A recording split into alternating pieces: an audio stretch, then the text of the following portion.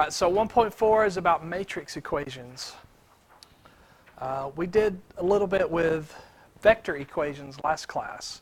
We talked about linear combinations and spanning sets, and what does it mean to span a set of vectors. You know, what if you get if you span two vectors in R2 or R3, if you span one vector. So now we're going to talk about how we can convert those systems of equations into matrix equations. So throughout this section, we're going to let A, capital A, be an m by n matrix with columns A1 through AN. That means it has n columns. And it could also be written as A equals, and you can write the columns inside the matrix. So how big are these columns? There's n of them, but how big are they individually? How many entries do they have? They have m entries. Okay, so if it's an m by n matrix, it has m rows, right? So that's how big these columns are. So you can think of these columns as vectors, right? You can think of them as single column vectors, and we put them together into a big matrix, right? So we're going to define what does it mean to multiply a matrix times a vector.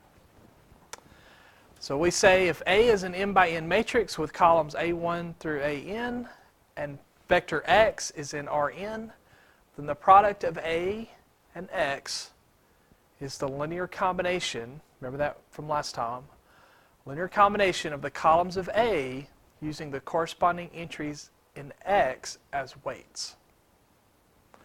So you take the entries of your vector x that you're multiplying the matrix by, and you use those as the weights of the columns of the matrix, and you create a linear combination, and when you multiply those out and add them all together, you get the matrix vector multiplication. So since you apply each one of these x's to each corresponding column in the matrix A, you have to have the exact same number of entries in X as you have columns in A. Okay. So if you look at matrix A, we said was m by n, and X is a vector. It has n entries, which means it has n rows, and it only has one column. So this is n by 1, right?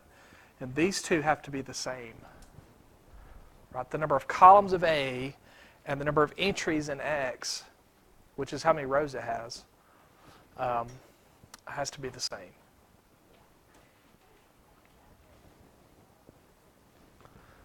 And you see that's the linear combination that we talked about last time. So let's just do an example, or a few examples. We're going to multiply a matrix times a vector. We're first going to check to make sure that we can actually do the multiplication. So this matrix has 2 rows and 4 columns. This vector has 4 columns and 4 rows and 1 column. And you see it has the same number of columns as the vector has entries.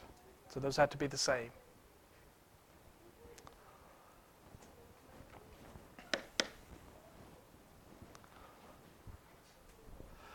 So I'm going to take each entry in the vector x and multiply it times each corresponding column in the matrix A, and then I'm going to add those up. That's the linear combination. So first entry 1, first column 3, 2, plus 0, second column, plus -2, third column,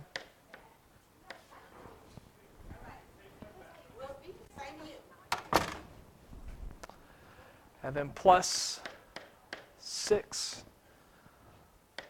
fourth column. That's the last one. So that's how we're going to multiply a matrix times a vector. And then we still need to work all this out. Okay, we're not done. We're going to finish it out.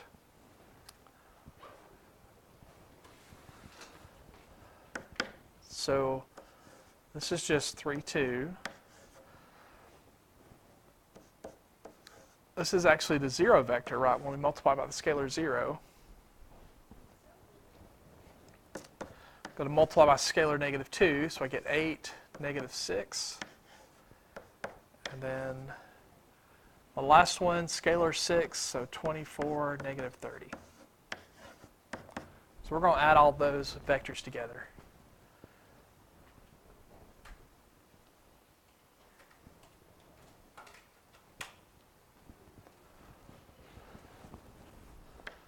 Looks like this one's 35, -34, is that correct? So that's what you get when you multiply those two together. So what's interesting though is what size is this vector? It has 2 rows and 1 column, right? That is always going to be this this row and column. So it's going to be the same number of rows as A, same number of columns as the vector, which is always going to be 1, right? So this is always what your result is going to be when you multiply the two. The middle ones have to be equal. The outside is what the result will be. Okay.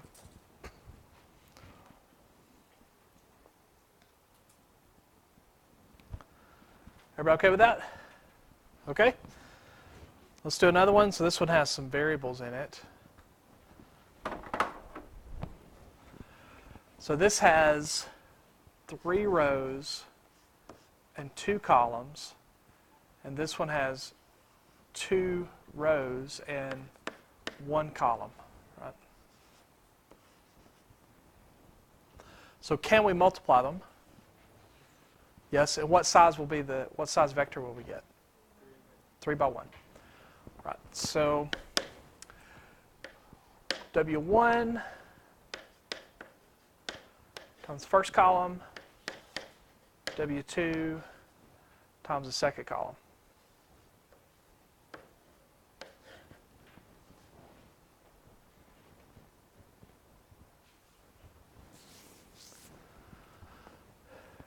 And we could keep going.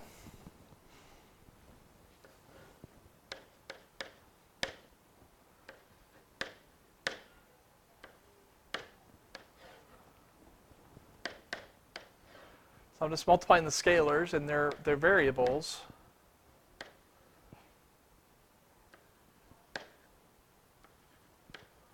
But they represent constants. Okay, we just don't know what they are.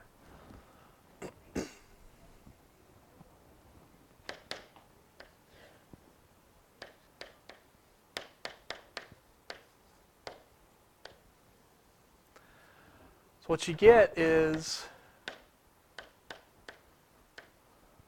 something that looks similar to a system of equations, right? Except there are no equation symbols.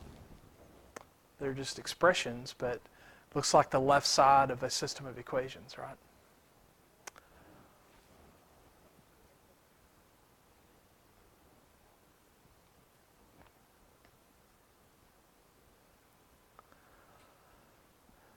So if I gave you a system of equations that had these 3 left sides, what would you do with the coefficients? You'd pull them out and put them in a matrix like that, right?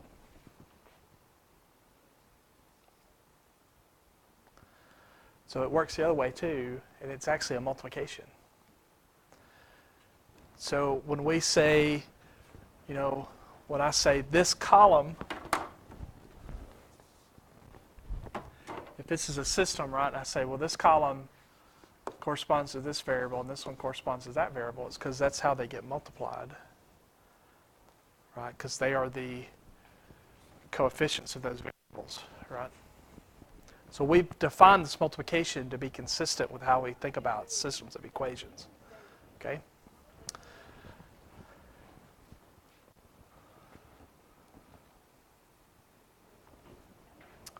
All right, this one, this is 2 by 2, and this is 3 by 1. So you can't multiply these the way they are. I've got 2 columns in A, but I have 3 weights to multiply, so that I don't have enough columns, or I have too many weights. So this is just undefined.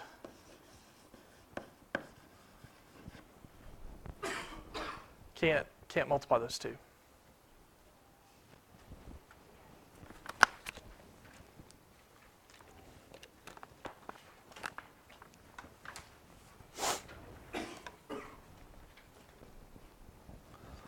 All right, so we have this linear combination. Can we write it as a matrix times a vector? So can we go backwards? So the columns are the columns of the matrix, and the weights are the entries in the vector that you're multiplying, right? So this is equal to these columns, or we'll say these vectors as columns of this matrix, and then they're multiplied by a vector that has the weights, right? So that's equivalent to this matrix times this vector.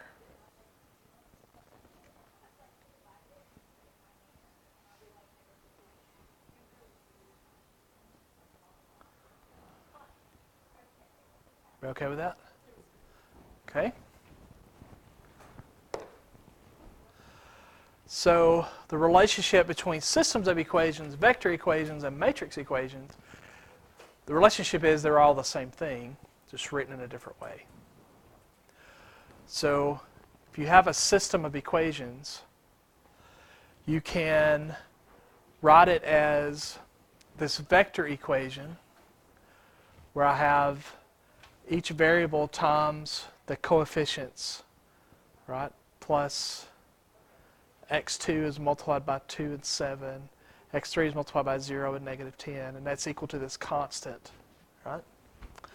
And we can write that as a matrix vector multiplication by taking these columns and putting them in a matrix, and taking these entries and putting them in a vector. Right? And if you take this system and do this and augment, which is how we started the class, right? And when I told you back then, I was like, we're just going to take these coefficients out, right? But really, as we're going through this step, we're saying it's a matrix equation, and we're augmenting this vector and that vector and that matrix. Okay, so the matrix equation is AX equals B. So we have a coefficient matrix A, we have the solution vector X, and I call B the resultant vector. I think the book calls B the solution vector. But X is what you solve for if you're solving a system, right? You're solving for X.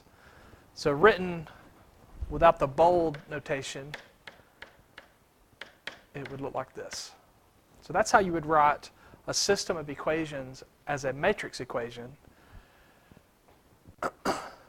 A is a matrix, X and B are vectors. And you're usually given A and B and you solve for X, but sometimes you do the opposite. Sometimes you're given A and X and you multiply to get B, right?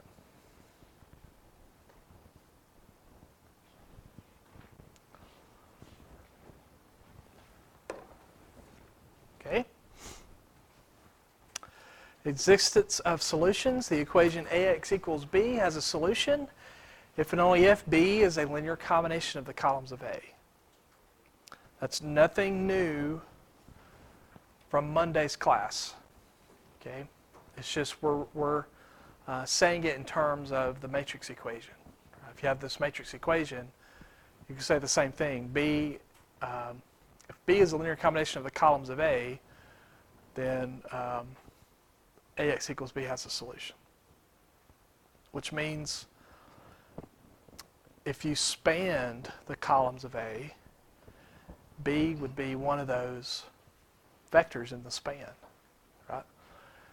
If the columns of A span a plane, then B is in that plane.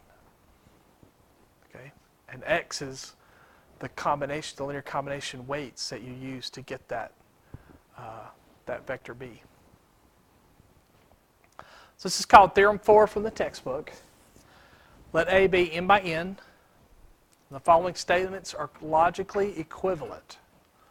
That means for particular A, either they are all true statements or they are all false. So they're all essentially the same thing. If one of them is true, then they're all true. If one of them is false, then they're all false. Can't have a mix. Okay, they're all one thing or the other. So first, for each B in Rm, the equation AX equals B has a solution. That's equivalent to saying each B in Rm is a linear combination of the columns of A.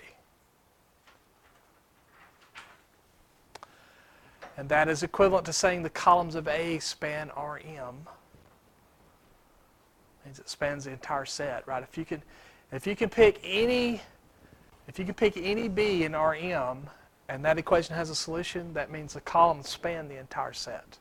Because you can pick any vector in there and you can come up with a linear combination that'll work, right? And then that is also the same as saying A has a pivot position in every row.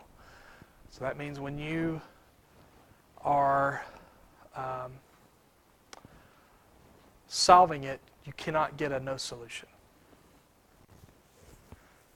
Right? If you're solving it using row reduction, you can't get a no solution. Now you might get infinitely many. Okay, does it say row and column? You might have a column that's a free variable, but every row has to have a pivot position. And that means coefficient matrix not augmented. Okay. So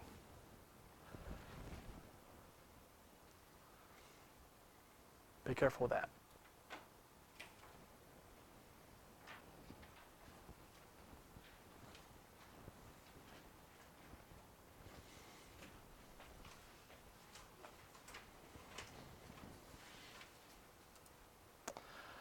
Okay.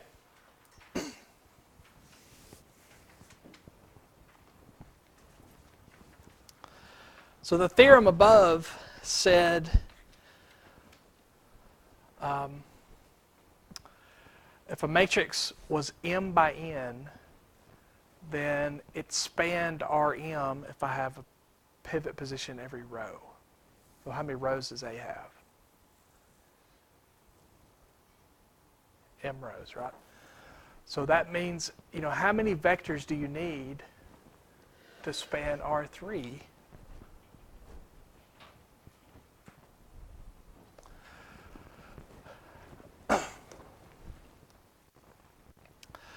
A has a pivot position every row. How many rows are there? That means, another way to say it was it has m pivots. Right? Does that make sense? You can't have two pivots in the same row. Right? The pivot is the first non-zero entry. Right? It's that leading entry. Okay? So what size vectors would I have if I'm trying to span R3? What size vectors do I need? I need R3 vectors, right? I can't span R3 with two-dimensional vectors. Can't do it, right? I need R3 vectors to span R3. So if I need m pivots, that means I got to get 3 pivots positions to span R3. Do we agree? So how many vectors do I need in R3? Can I do it with 2 vectors? I can't, right? So if I have 2 vectors And that's it on my matrix.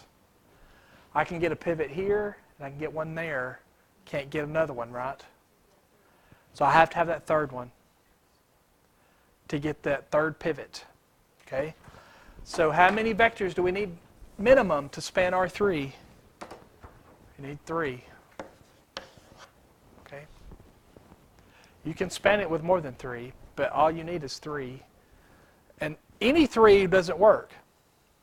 It has to be a special 3. Okay? It can't just be any 3. You could pick 2 vectors that lie on the same, they're just,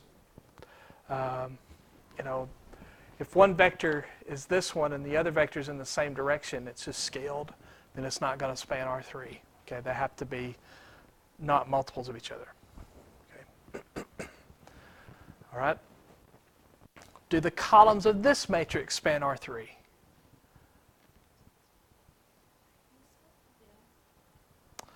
Well, we can figure it out by figuring out how many pivots we get when we row reduce it. So I'm going to cheat and use a calculator. Y'all know that's cheating, right? If you use a calculator, you're cheating, but we're going to cheat here. All right. So I'm going to edit the matrix A. It's 3 by 3. Put my entries in. This is not a system. This is just a matrix. But if I row reduce the matrix, I want to know how many positions I get.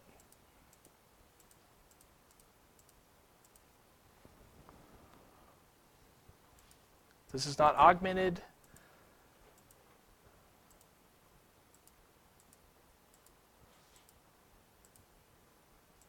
We put a big emphasis on systems, but don't always assume that what you have is a system. Okay? Does that make sense? So this is not a system, it's just a matrix. I row reduced it. This is in RREF. How many pivots do I have? 3. I have 3. I have those 3 leading ones. And I have one in every row. That means these columns, if I span them, if I span those 3 vectors, then I get the entire R3 space. Okay, that means, remember that theorem we just talked about. If I pick any R3 vector and augment it with this matrix, I will always get a solution. The left side of the augmented form will always reduce to this. Right? That will always be the same. If I augment with another vector, that thing will change. What I get on the right side will change. It could be different things. But I'll always get a solution. This left side will always reduce to that. Okay. So, do they span R3? Yes. Why? Because this matrix reduces to this one. I have 3 pivots.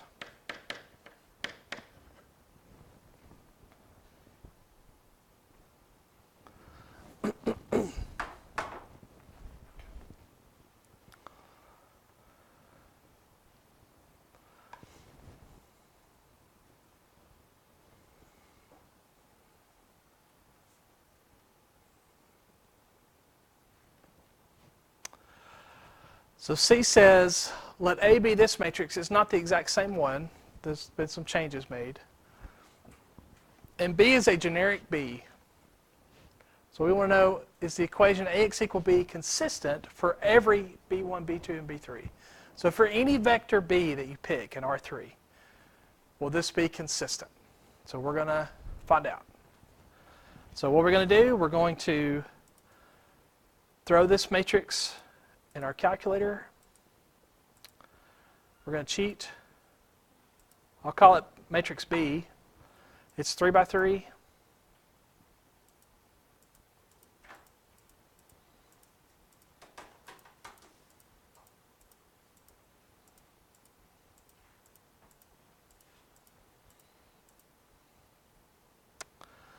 Spot check it, make sure it's right. Going to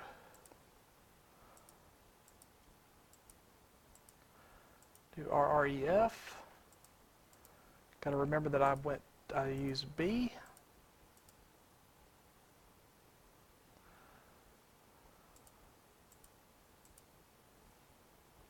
This is what I get.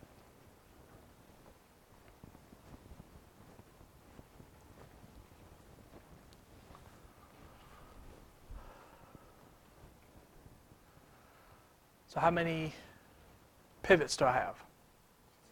I have 2. That means it does not span R3, which means there are some vectors in R3 that this equation will not have a solution. Right? I can't just pick any B and it have a solution. Sometimes I'll pick a B and reduce, and this guy on the right side will be a 0, and I'll do have solutions. I'll have infinitely many. I'll have a free variable here, But some of them, when I augment the B and I row reduce, I'll get something non-zero here, and I'll get no solution. Okay, so it's possible to get no solutions here. So is the equation AX equals B consistent for every possible B1, B2, and B3? The answer is no.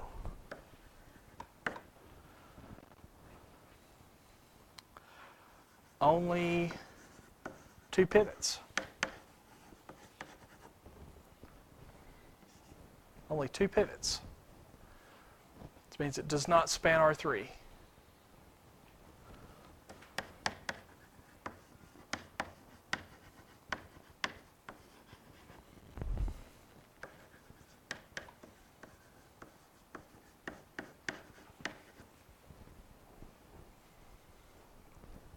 So not spanning R3 means that there's some, they still span a set.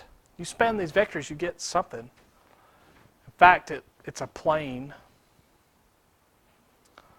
If you span these 3 vectors, you get a plane in R3. And some vectors in R3 are not on that plane. So you can get no solutions.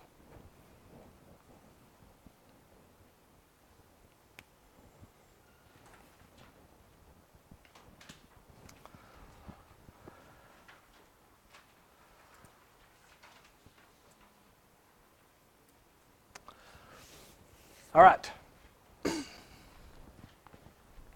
Next is dot product. Have you guys done dot product before? Trig class you should have if you took trig here. I know you did, Kelly. So it turns out that you can do this matrix vector multiplication using dot products. And it might be easier to do than the other way that I showed you. The other way that I showed you is important because it shows us the relationship between the systems of equations and the vector equation and the matrix equation. Okay? But there is a quicker, easier way to calculate the product if you use dot product. So dot product is when you take 2 vectors, the dot product will give you a real number. And all it is you take the corresponding entries of the vector, multiply them together, and add those products together. So you multiply the corresponding entries and add those products together. That'll give you the dot product between 2 vectors. So each entry in your new vector is actually a dot product. Okay. So this is exactly what you did on the first page, right? We're just doing it in a different way? Yeah. Okay. It's a quicker, easier way to do it. But it doesn't explain things the way the other one did. The other one explains how all this fits together with our matrix systems and our vector equations that we did last time. But this is just a quicker, easier way to do the calculations. Okay. So you have, we were talking about these column vectors before, and we multiplied by these weights, right, and added them together. Now we're going to look at these row vectors. We're going to take this row vector and dot product with this column vector, which means we multiply the corresponding entries and add them together. So 1 times 4 is the first, 2 times 3, negative 1 times 7. So this row, dot product with this column. And that gives us the same answer. So that's 4 plus 6 is 10, minus 7 is 3. Okay. And then I'm going to take the second row and dot product with the same column. That'll give me the second entry. So 0 times 4, negative 5 times 3, 3 times 7. So that's 0, negative 15, and 21. That gives me 6. 21 minus 15. And you can see the vector matrix multiplication that we did last time, right? This is the first column multiplied by the weight 4. See that? And this is the second column multiplied by the weight 3. You know, when you multiply by 3, the scalar, you multiply by each entry, right? And same thing here. This is the third column multiplied by the weight 7. So you're doing the exact same things. It's just going to save you a little bit of time. Okay? All right, so let's do this next one real quick. I'm going to multiply. So let's look at the sizes first. This is 3 by 2. This is 2 by 1. So these are the same. So that means I can do it. And the resulting vector I get is going to be 3 by 1. Okay? So I know I've got 3 of these to do. I've got 3 entries to calculate. So I'm going to take each row of A and dot product with the vector x. And that'll give me each entry over there. So 8 minus 21 is negative 13. See that? This is 32 plus 0. That's 32. And then the last one, negative 20 and 14, it's negative 6. Just, you agree it's quicker, right? Yeah, and you can see the next line of Yes. you're multiplying it correctly. One of those is out of Yeah. place. So you're looking at these rows and dot product with that column. Okay? What happens when you multiply by this matrix?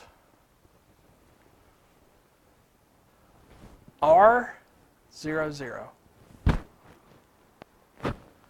0, S, 0. And then 0, 0, T. So if you multiply by this matrix, that's what we get sometimes when we row reduce, right? We get this thing. If you multiply by that matrix, you get the same vector. So this is a, it's like multiplying by 1. It's a multiplicative identity. Okay. We actually call it the identity matrix.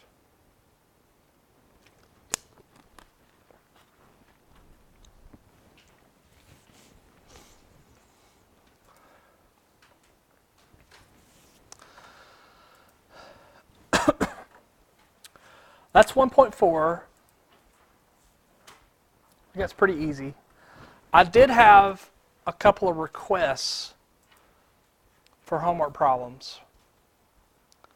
So I want to pull them up and see if you guys have the same questions maybe. This homework's due on 2-4. Yes. Yep.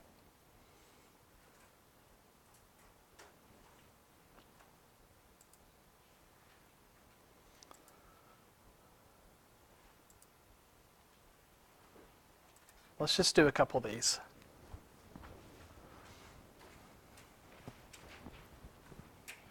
And I'm going to say this over and over and over, okay?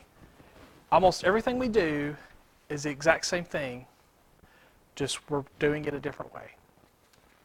Okay, we're thinking about it in a different way, but we end up doing the same things.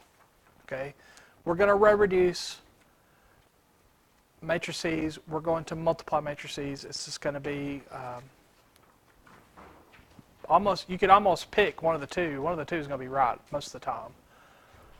We'll have more complicated things that we do, but if you know how to row reduce, you know how to multiply, then you're going to be able to do most of the things, but you need to know the definitions and the theorems. That's what's going to trick you up. Because you might do all the work correctly, but you can't answer the question correctly unless you understand what's being asked. Okay? The work will be almost the same every time, but we might ask you different questions. You know, I could ask you to solve a system, to find the pivot entries, to tell me if the columns of A span R3. You have to row reduce the matrix on all those, right? So the work is the same. The answer to the question is different for all those, okay? So you need to know the definitions. So this one's the same way. Determine if B is a linear combination of A1, A2, and A3. We're going to solve a system by row reducing to figure this out. So how are we going to do it? We're going to put the columns, the column vectors A1, A2, and A3 in a matrix. We're going to augment it with B. We're going to solve that AX equals B equation, really. Even though this is in the vector equation problem, we're still going to solve for those weights, right? So I'll just use A again. So what size is A going to be when I augment?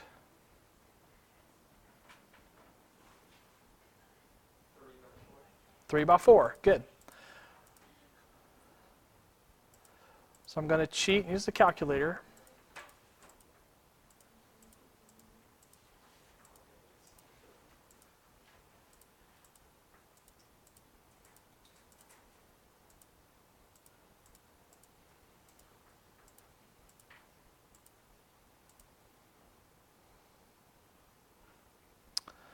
Make sure I did this right.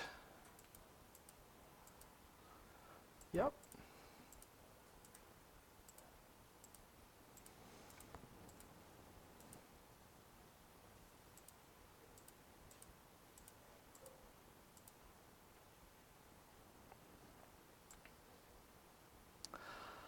Okay, so that's what I get.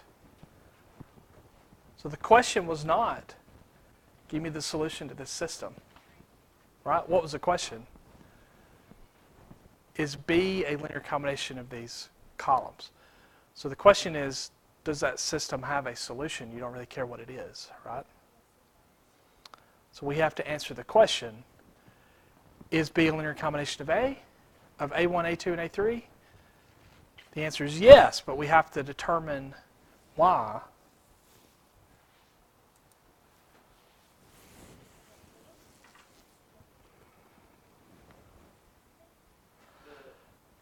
Looks like A, right? So it says vector B is a linear combination of A1, A2, and A3. The pivots in the corresponding echelon matrix are in the first entry of the first column, the second entry of the second column, the third entry of the third column. Right, so you've got these 3 pivots in the right places. That means I get a solution. Right? So, you know, on a test, if I were to give you this on a test, I would delete out all these things, and I would just say, justify your answer. And you would need to show me why. You need to say yes or no. Is it a linear combination, yes or no? And then you need to show me why or explain why, and show it. Okay. If a problem doesn't say show all your row reduction steps, then you don't have to do the row reduction steps. You can put it in the calculator. But you still have to show me what you put in the calculator and what the calculator gave you. So what I would want to see is the beginning matrix and the ending matrix, and then analyze it and tell me what it means in relation to the problem. So in this problem, let me get the fractions in here. Let me show you how you would word it, or how you would write it. So you would set up your system .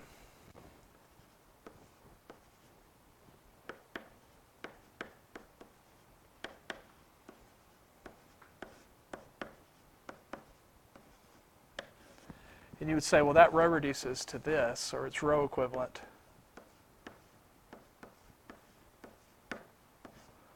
Sorry, I'm having to write small.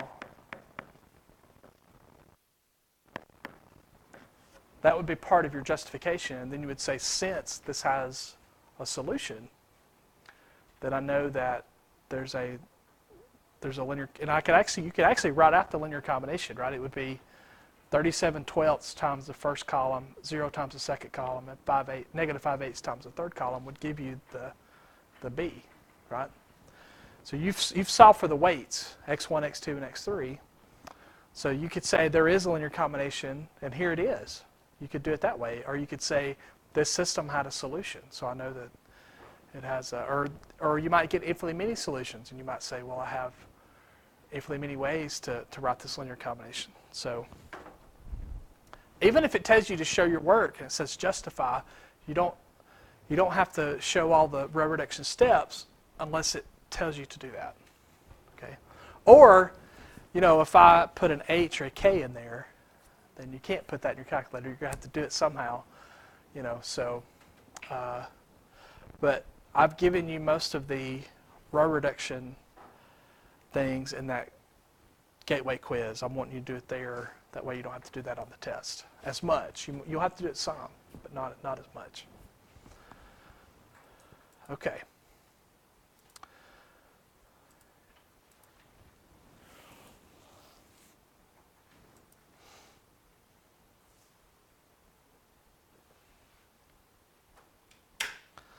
So this one has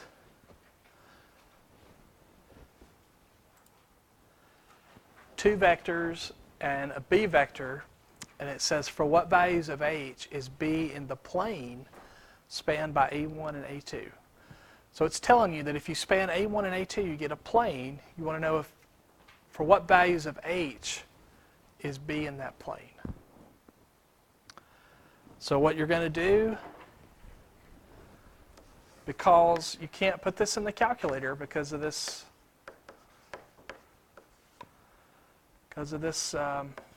H in there, you will have to row reduce this by hand.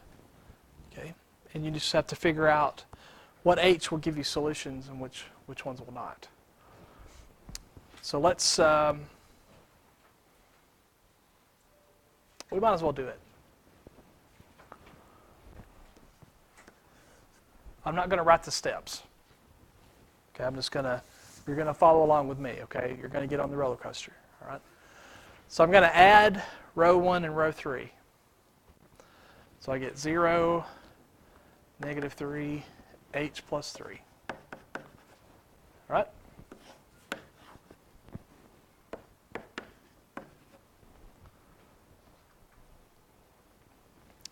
I'm going to multiply row 1 by negative 5 and add to row 2. Is that what I'm supposed to do? Multiply this one by negative 5 and add to the second row. Right? You've all passed that quiz, right? Yeah. I hope you have. Okay. All right. So negative 5 plus 5. That's what I want to happen. So if I multiply negative 6 by 5, I get negative 30 and negative 24. No. Yeah. Negative 30, negative 24. Right? No. Negative 5. Positive 30. Yeah. You guys got to help me if I mess up. I don't know if I can get this. I'll just strike it out. How about that?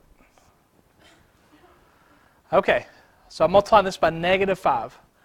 That's positive 30. So it's going to give me positive 6. Okay. Negative 5 times negative 3 times positive 3. Negative 5 times positive 3. Negative 15 and negative 9.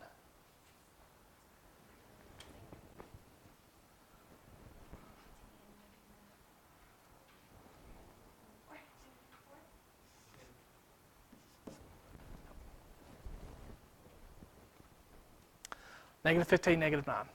Negative 24. Okay.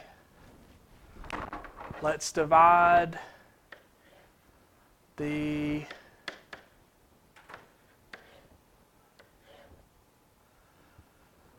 second row by 6.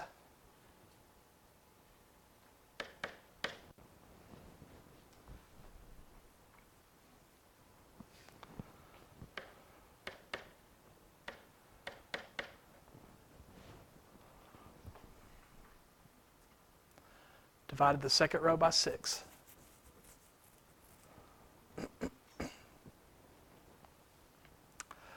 I'm going to multiply this by, I should have divided it by 2. That's okay. Multiply this by 3 and add.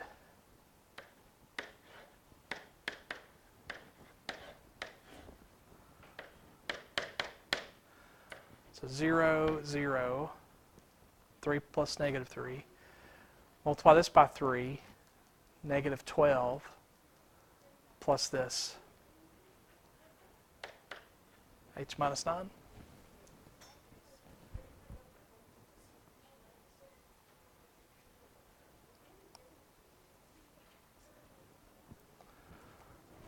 So I multiply this by 3 and add to that one. So negative 4 times 3 is negative 12. Negative 12 plus 3 is negative 9. I can't add the 8's to it. Okay? And what does this mean? It means I only have a solution if h is equal to 9. Is that correct? I get these pivots here, but that guy has to be 0 or I don't have a solution. So the only value of h that I can have is 9.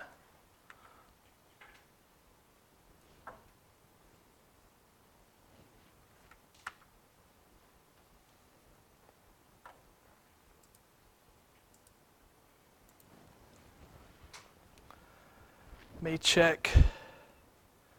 I had an email about another one. Let me look.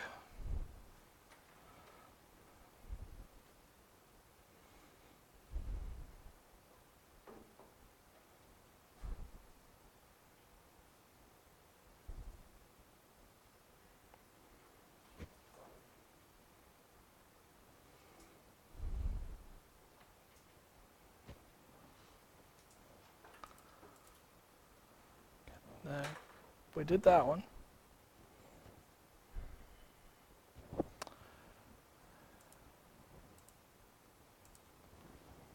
This is it. All right, so this is number 13. So we'll do this and then we'll be done. I'll let you go. Okay? So we have matrix A, we have vector B. And we're going to say columns of A are going to be A1, A2, and A3. Those are vectors. And we're going to say W, the set W, is the span of those columns. So we're going to say W is the set that contains all the linear combinations of the columns of A, which we're calling A1, A2, and A3. So we want to know, is B in the set that contains A1, A2, and A3?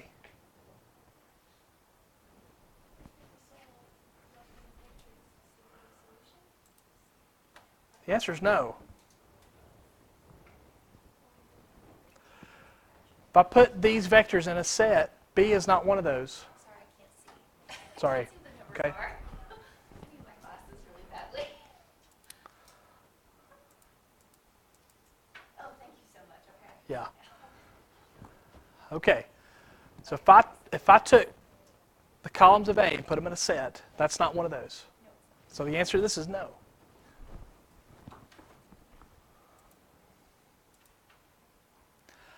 How many vectors are in this set? 3. All right. B says, is B in W? Is B in the span of those 3 vectors? So how do you figure that out? You augment, you put the 3 vectors in a matrix, that's the matrix A, and you augment with B. So we're going to type that in here.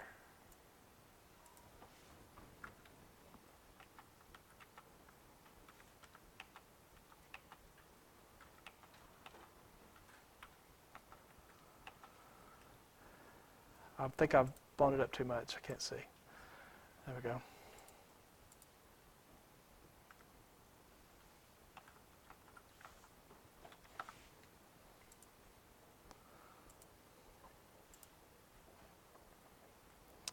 And then is B and W. So we need to actually row reduce this matrix.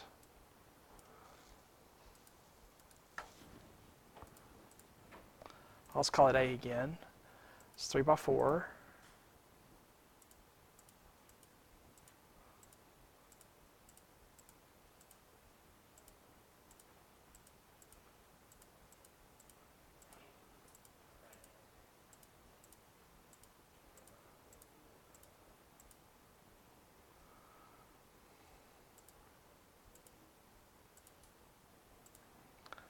Let's check it, make sure I didn't mess up.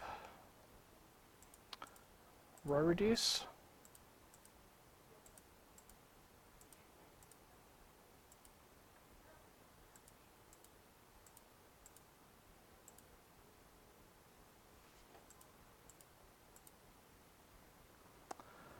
And I get this row reduced matrix.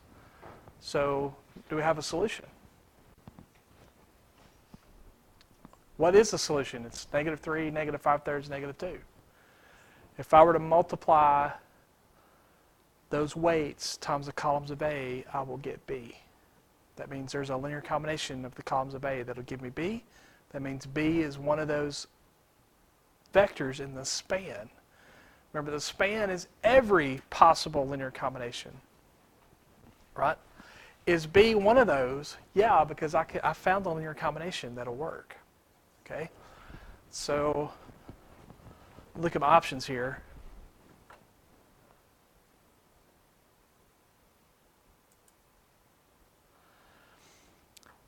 The answer is yes, because I do not have a pivot in the rightmost column. What would that mean if I had a pivot in the rightmost column?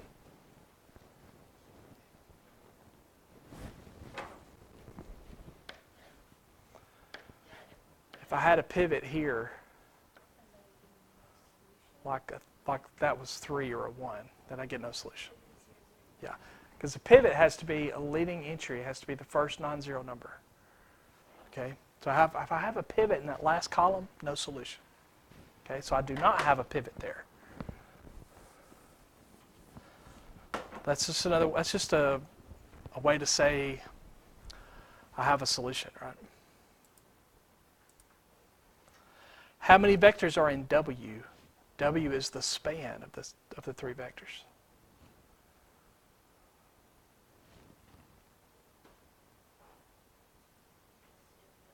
It's infinitely many. You pick any 3 weights you want to multiply by the columns of A, you get a linear combination of A1, A2, and A3. You can pick any 3 constants, which means you have infinitely many vectors that can come out of that.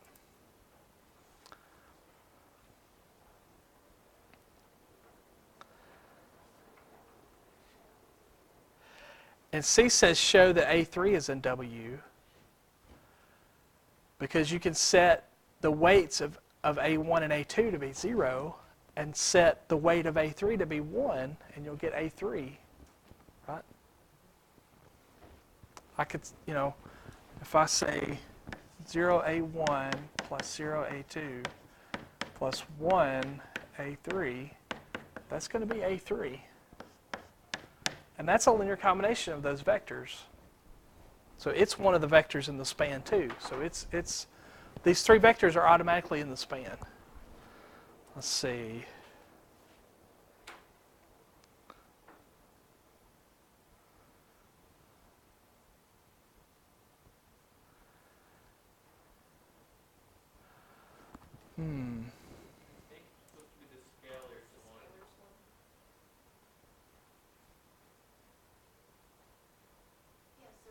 Because then we have a 0 on one scalar, a 0 is another scalar, and then a 1 is the other scalar to make it. Yeah, that's got to be the only one that works, right? So essentially what we just solved for was the vector that we were multiplying by our weight. Yeah. For our weights. Yeah, which is the vector you multiply. Well, if this is 1.3, if it went to 1.4, then yeah, that's that vector that you multiplied the matrix by. Okay. Yep. So how do we get this 0, 0, 1?